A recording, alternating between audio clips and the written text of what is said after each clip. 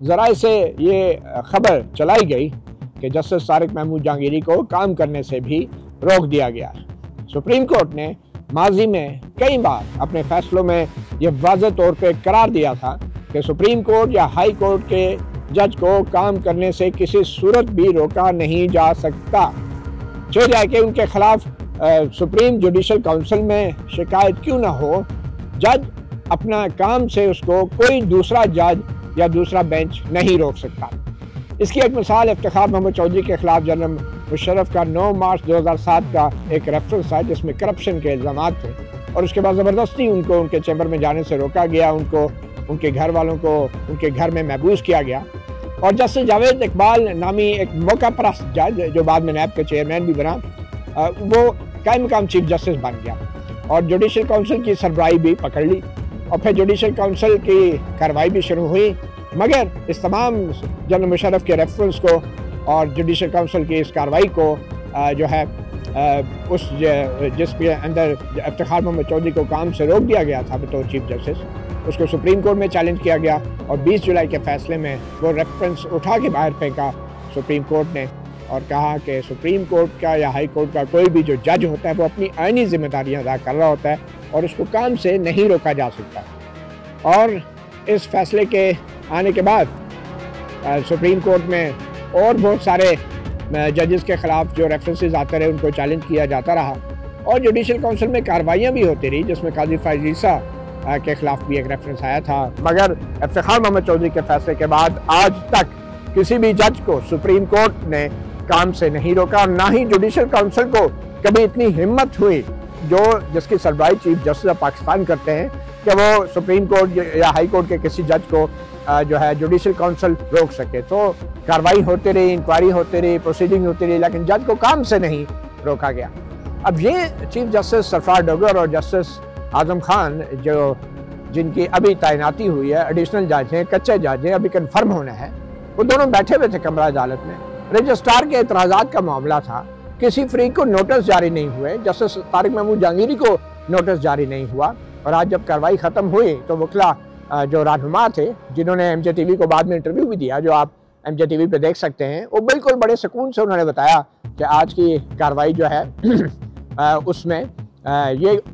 حکم آیا کہ جوڈیشل کونسل کا جب تک فیصلہ نہیں آتا، کیونکہ یہ بھی بتایا گیا تھا کہ جسٹس جہانگیری کے خلاف جوڈیشل کونسل میں بھی ایک ریفرنس پینڈنگ ہے، تو ہائی کورٹ نے یہ فیصلہ دیا کہ جوڈیشل کونسل کے فیصلہ آنے تک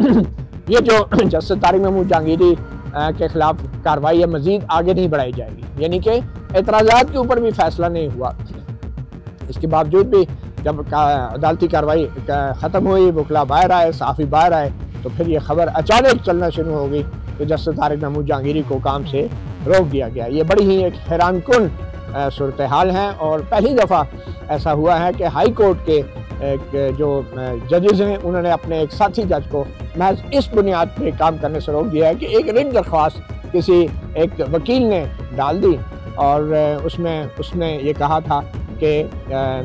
جو جج صاحب نے کام سے روکا جائے۔ اب اس ریٹ درخواست پہ رجسٹرار اعتراض لگا چکا ہے کہ یہ قابل سماعت نہیں ہے،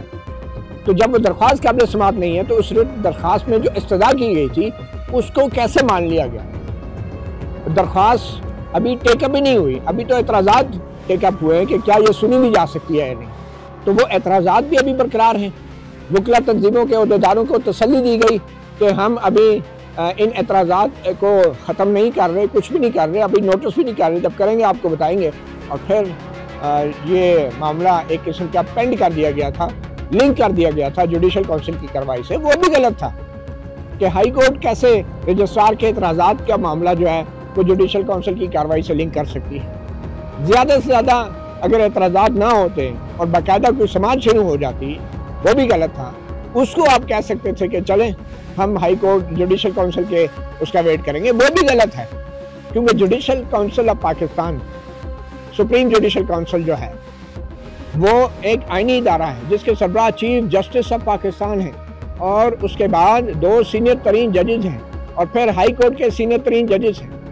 اور اس بات کا امکان ہے کہ چیف جسٹس سرفراز ڈوگر بھی کچھ عرصے بعد جہاں جوڈیشل کونسل کے ممبر بن جائیں گے۔ ایک تو ان کو یہ کیس خود بھی سننا نہیں چاہیے تھا، اس کی وجہ یہ ہے کہ جسٹس طارق محمود جہانگیری نے جسٹس سرفراز ڈوگر کی تبادلے، ان کی سینیورٹی اور ان کے چیف جسٹس بطور چیف جسٹس تعیناتی کو چیلنج کر رکھا ہے۔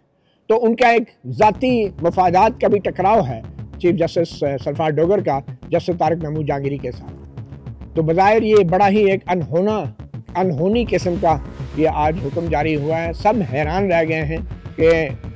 ہائی کورٹ کا جج ہو اور چیف جسٹس ہو، اور وہ رجسٹرار کے اعتراضات کا ابھی فیصلہ بھی نہیں ہوا، اور اس درخواست کے اندر جو استدعا کی گئی تھی کام کرنے سے روکا جائے اس کو منظور کر لیا گیا۔ یعنی اعتراضات بھی برقرار ہیں اور درخواست نہ جانے اس پہ کسی نے بحث ہی نہیں کی، کسی وکیل کو آرگو کرنے کا موقع نہیں ملا۔ ایون کہ جو درخواست گزار میاں داؤد نامی وکیل تھا وہ بھی آج موجود نہیں تھا، اور وہ بھی آج التوا مانگ رہا تھا۔ اس کے وکیل بھی پیش ہوئے، انہوں نے کہا جی وہ بیمار ہیں تو کوئی ڈیٹ دے دیں۔ تو چیف جسٹس سرفراز ڈوگر شاید وہ جو کہتے ہیں نا مدعی سست گواہ چست، یہاں پہ معاملہ تھا مدعی سست چیف جسٹس سرفراز ڈوگر چست۔ تو کیا ہوا، یہ بہت ہی ایک افسوسناک اور شرمناک ایک فیصلہ ہے۔ اور اس کے بعد اس میں ایک اور اہم بات اس فیصلے کی یہ ہے کہ چیف جسٹس سرفراز ڈوگر اور جسٹس محمد اعظم نے 2 عدالتی معاون بھی مقرر کر دیے۔ آج تک یہ نہیں ہوا کہ معاملہ رجسٹرار کے اعتراضات کا ہے اور ان اعتراضات کے اوپر بھی ڈیسیژن کے لیے عدالتی معاون مقرر کر دیے گئے، یعنی کہ اتنی جلدی ہے۔ اعتراضات کے ڈیسیژن ہونے سے پہلے عدالتی معاون، اور عدالتی معاون آ کے بتائیں گے کہ رجسٹرار کا جو اعتراض ہے یہ اس کو ہونا چاہیے یا نہیں ہونا چاہیے۔ اور وہ عدالتی معاون کون ہے؟ وہ بھی سبحان اللہ، وہ جو چوائس ہے نا وہ آپ دیکھیں کون ہے۔ عدالت بھی ایسی ہے اور معاون بھی ماشاءاللہ ایسے ہی ہے۔ وہ کیا ہے؟ ایک ہے سابق اٹارنی جنرل ایڈوکیٹ اشتر اوصاف علی خان، جو کہ نون لیگ کے اٹارنی جنرل ہیں، نون لیگ کے رہنما ہیں، نون لیگ کی پارٹیوں میں بیٹھتے ہیں، نواز شریف سے ہدایات لیتے ہیں، شہباز شریف کے مقدمات کرتے ہیں اور نون لیگ کے تمام مقدمات کو دیکھتے ہیں۔ اس سے دوسرے بھی ماشاءاللہ نون لیگ کے ہی ہیں، بیرسٹر ظفر اللہ خان،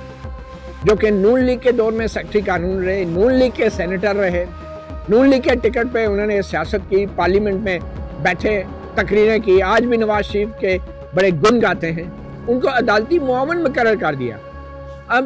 عام طور پہ جو عدالتی معاون مقرر ہوتے ہیں ان کی ایک بنیادی اصول ہے۔ بنیادی اصول یہ ہے کہ عدالتی معاون ایک غیر جانبدار قانون دان ہوتا ہے، جس سے کوئی بھی عدالت یا کوئی بھی عدالت کا بینچ مدد طلب کرتا ہے کہ آپ اپنی آئین اور قانون کے حوالے سے ایک غیر جانبدارانہ رائے دیں۔ اب وہ غیر جانبدار ہونا کتنا ضروری ہے؟ وہ اس لیے ضروری ہے کہ جو بھی کیس عدالت کے سامنے لگا ہوتا ہے اس کیس سے اس کا کوئی مفاد جڑا نہ ہو۔ اب بھی ایڈوکیٹ اشتر اوصاف علی سابق اٹارنی جنرل اور بیرسٹر ظفر اللہ خان یہ دونوں نون لیگ کے کٹر نون لیگ کے یہ رہنما ہیں، لیڈر ہیں، قانون دان ہیں، اور نون لیگ سے فائدہ بھی اٹھاتے رہے ہیں، عہدے بھی لیے انہوں نے، اور ان کو مقرر کر دیا گیا عدالتی معاون۔ اب اصولی طور پہ، اخلاقی طور پہ ہونا تو یہ چاہیے کہ بیرسٹر ظفر اللہ خان اور ایڈوکیٹ اشتر اوصاف علی سابق اٹارنی جنرل وہ انکار کر دیں کہ بھائی ہماری تو ایک پارٹی کے ساتھ ایفیلیشن ہے، اور ہم اگر غیر جانبدار ہوں بھی تو وہ جو کہتے ہیں نا انصاف ہونا ہی نہیں ہوتا، نظر بھی آئے، نظر آنا بھی ضروری ہے۔ تو کم از کم اگر وہ غیر جانبدارانہ رائے دیں گے بھی تو وہ غیر جانبدارانہ رائے نظر نہیں آئے گی۔ تو پھر ہم نے یہ کیا کہ ہم نے بیرسٹر اشتر اوصاف علی، ایڈوکیٹ اشتر اوصاف علی کو ٹیلی فون کیا اور ہم نے ان سے کہا کہ آپ کو یہ معلوم ہے کہ اسلام آباد ہائی کورٹ میں رجسٹرار کے اعتراضات کے معاملے پر آپ کو عدالتی معاون مقرر کر دیا گیا ہے۔ تو ایڈوکیٹ اشتر اوصاف علی نے کہا کہ ان کے علم میں یہ بات نہیں ہے، نمبر 1، اور نمبر 2 کہ اگر ایسا ہوا ہے، مجھے مقرر کیا ہے، تو میں نے ابھی تک یہ فیصلہ نہیں کیا کہ میں عدالتی معاون بنوں گا یا نہیں۔ پھر میرے پوچھنے پر انہوں نے یہ کہا، میں نے انہیں بتایا کہ آپ نون لیگ کے رہنما ہیں، نون لیگ کے قانون دان ہیں، آپ کی پارٹی ہے، تو کیا آپ سمجھتے ہیں کہ آپ ایک غیر جانبدار ایمیکس کیورائی یا عدالتی معاون کا کردار ادا کر سکتے ہیں؟ انہوں نے کہا بالکل میں ادا کر سکتا ہوں، اس میں کچھ بھی نہیں۔ ان کو اس میں کچھ مفادات کا ٹکراؤ یا کانفلکٹ آف انٹرسٹ نظر نہیں آیا، جو میرے لیے بڑی ہی ایک حیران کن بات تھی۔ تو دوسری بات میں نے ان سے پوچھی کہ کیا ماضی میں کبھی آج تک ایسا ہوا ہے کہ جو کسی جج نے کہ کسی عدالت نے اپنے کسی جج کو کام سے روک دیا گیا ہو؟ پہلے تو کچھ سوچتے رہے، پھر انہوں نے کہا ہاں ہاں بالکل ہوا ہے، اور انہوں نے مثال کیا دی انہوں نے مثال دی 1997 میں چیف جسٹس سجاد علی شاہ کے خلاف جب ایک عدالت کے اندر بغاوت ہوئی تھی، اور یہ وہ بغاوت ہے جس کو نون لیگ کی بریف کیس بغاوت کہتے ہیں۔ نواز شریف کا ہی دور تھا جس میں یہ الزام لگایا گیا کہ بریف کیس چلے اور different Quetta bench, Peshawar bench میں اپنے ہی چیف جسٹس سجاد علی شاہ کے خلاف فیصلے آنا شروع ہو گئے، اور اینڈ پہ 2 سپریم کورٹس بن گئی تھی، 2 کاز لسٹیں بن گئی تھی، سپریم کورٹ ٹوٹ گئی تھی، سکوت سپریم کورٹ ہو چکا تھا، اور آخر میں جو بڑا بینچ تھا سپریم کورٹ کا اس نے سجاد علی شاہ کو چیف جسٹس کے عہدے سے ہٹا دیا۔ بنیاد یہ تھی کہ ان کی تعیناتی غلط تھی، وہ اس لیے کہ وہ سینئر نہیں تھے، کیونکہ سجاد علی شاہ نے ایک سپریم کورٹ کے بینچ میں ہی فیصلہ دیتے ہوئے کہا تھا کہ سینیورٹی ضروری ہے، مگر ساتھ یہ بھی کہا تھا کہ اس کا اطلاق مستقبل سے ہوگا یعنی کہ اپنی انہوں نے تعیناتی پھر بھی، لیکن وہ فیصلہ صرف سجاد علی شاہ کا نہیں تھا، پوری کورٹ کا تھا، اور بعد میں پھر کورٹ کے اندر سے وہ جج ٹوٹنا شروع ہوئے، اور پھر اس کے بعد یہ فیصلے آئے، تو مثال دی گئی سجاد علی شاہ کی، ان کو بھی ہٹایا گیا۔ تو میں نے اشرف اوصاف علی ایڈوکیٹ سے کہا کہ وہ تو سپریم کورٹ نے تو نہیں ہٹایا تھا، وہ تو ایک لارجر بینچ بن گیا، اس وقت تو 2 سپریم کورٹ بن گئی تھی، تقسیم ہو گئی تھی۔ انہوں نے کہا کہ سپریم کورٹ تو اصل میں وہ تھی جو بڑا بینچ، یعنی کہ ان کا یہ کہنا تھا کہ آئندہ بھی اگر زیادہ جج اکٹھے ہو جائیں گے تو چیف جسٹس کو اٹھا کے باہر پھینک دیں گے۔ تو یہ انہوں نے ایک مثال دی، اور پھر جب میں نے کہا کہ یہ سپریم کورٹ کے جو فیصلے ہیں کہ کوئی بھی جج کو کام سے نہیں روکا جا سکتا، یعنی اس کو سسپینڈ نہیں کیا جا سکتا، جیسا کہ جنرل مشرف کے دور میں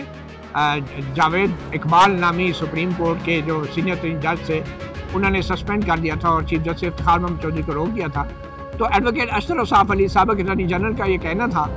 کہ سپریم کورٹ نے جوڈیشل کونسل کو کہا تھا کہ وہ نہیں روک سکتی کسی بھی جج کو سپریم کورٹ۔ میرے لیے بڑا شاکنگ قسم کی ایک تشریح تھی جو ایک سابق اٹارنی جنرل کی طرف سے آ رہی تھی، اور مجھے لگ رہا تھا کہ اشرف اوصاف علی بھرپور طریقے سے تیار تھے جسٹس جہانگیری کے وہ کام سے روکنے کے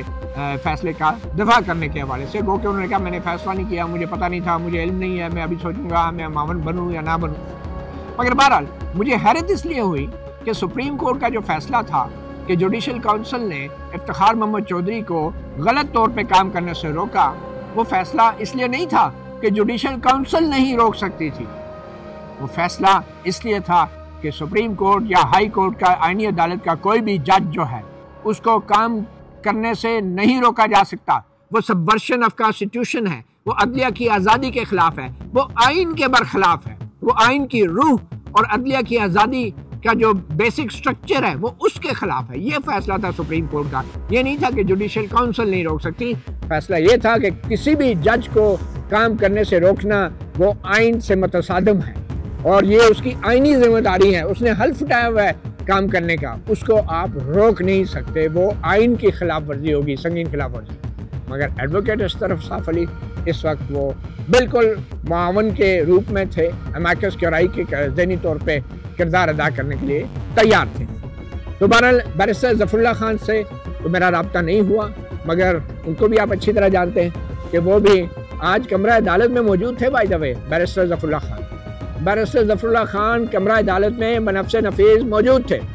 اور لگ یہ رہا تھا کہ شاید ان کی موجودگی چیف جسٹس سرفراز ڈوگر اور محمد اعظم خان جج صاحب کو حوصلہ دینے کے لیے تھی کہ کر گزرو، اور آخر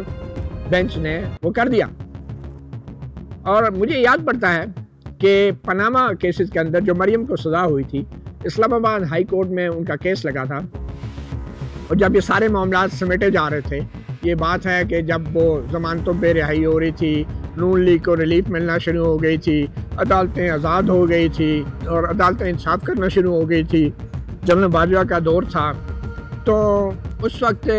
چیف جسٹس عامر فاروق اسلام آباد ہائی کورٹ اور ان کے ساتھ جسٹس محسن اختر کیانی بیٹھے تھے۔ ان دونوں موصوف ججز نے اس وقت معاون مقرر کیے عدالت کے،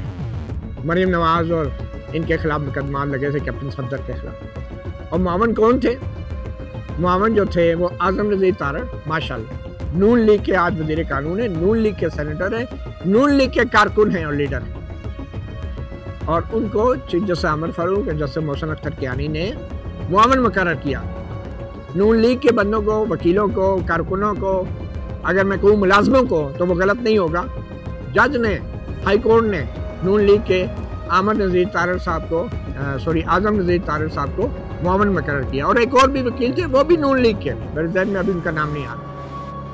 ये अजीब अमाइकस क्यूराई और फ्रेंड ऑफ द कोर्ट और अदालती मुआवन की अजीब फ़लसफ़ा है, और उसमें जज जो है किसी भी वकील को मुकर्रर कर दे, उसको पता होता है ये क्या राय देगा। यानी जो गलत काम जज ने खुद करना है वो अदालती मुआवन के कंधे पर रख के बंदूक चलाने का सोचता है। तो ये आज अजीब और गरीब फैसला हुआ है। जस्टिस तारिक महमूद जहांगीरी को काम करने से रोका गया है। अभी तक तहरीरी हुक्मनामा सामने नहीं आया है, मगर इसके बाद अब ये होगा कि अगर ये तहरीरी हुक्मनामा सामने आता है तो जस्टिस तारिक महमूद जहांगीरी का जो नाम है, जो अब जजों की उस फहरिस्त से भी निकाल दिया गया है जो रोज़ाना की बुनियाद पे मुकदमात की समाअत करते हैं, आज ही जो नई फहरिस्त जारी हुई है उस फहरिस्त से जस्टिस तारिक महमूद जहांगीरी का नाम निकाल दिया गया। तहरीरी हुक्मनामा नहीं आया, तो अब अगर ये तहरीरी हुक्मनामा बाकायदा जारी होता है तो कानूनी रास्ता क्या है जस्टिस तारिक महमूद जहांगीरी के पास? कानूनी रास्ता ये है कि वो इस्लामाबाद हाई कोर्ट के इन 2 जजों के हुक्म के ख़िलाफ़ सुप्रीम कोर्ट में अपील कर सकते हैं।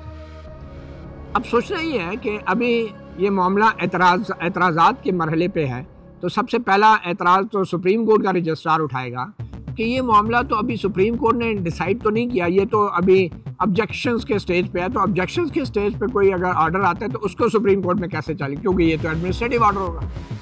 अलमिया देखें, सितम ज़रीफ़ी देखें, चीफ जस्टिस सफ़ात डोगर और आज़म खान जैसे जजेस जो हैं वो एडमिनिस्ट्रेटिव साइड पे ऑब्जेक्शन के मरहले पे, एतराज़ात के मरहले पे एक हाई कोर्ट के जज को काम करने से तो रोक सकते हैं, मगर बाद में सुप्रीम कोर्ट का रजिस्ट्रार आके कहेगा कि भाई आप इस फैसले के ख़िलाफ़ अपील सुप्रीम कोर्ट में नहीं कर सकते, क्योंकि ये कोई अदालती प्रोसीडिंग में कोई ऑर्डर नहीं आया, ये तो एक एडमिनिस्ट्रेटिव साइड का ऑर्डर है जो अभी ऑब्जेक्शन स्टेज पे है।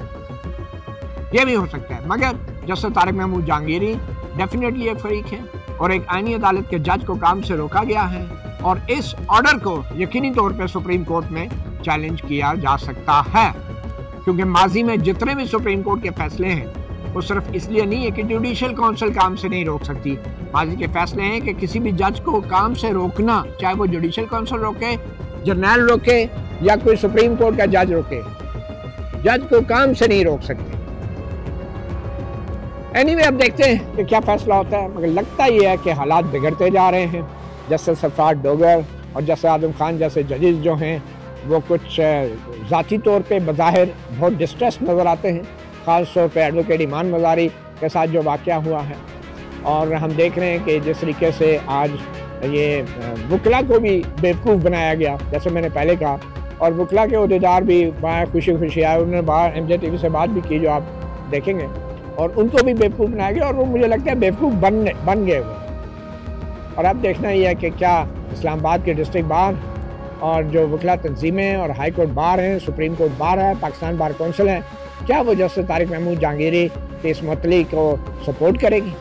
और अगर उन्होंने सपोर्ट किया तो ये इन तमाम वकला तंजीमों और वकला की सबसे बड़ी मुनाफिकत होगी। और ख़ास तौर पे अब जो सुप्रीम कोर्ट बार के इलेक्शन होने जा रहे हैं, उन इलेक्शंस के अंदर भी अब देखना ये है कि सुप्रीम कोर्ट बार के तकरीबन 3500 वकला DHA की कस्टडी में अपने प्लाटों की डेवलपमेंट के खातर अपना वोट हुकूमती उम्मीदवारों को देंगे या फिर असूल और आइन की बालादस्ती के लिए अपना वोट देंगे, चाहे उसके लिए कोई भी खड़ा हो। मतीउल्लाह जान, MJ TV से इतना ही, इजाज़त दीजिए, अल्लाह हाफिज़।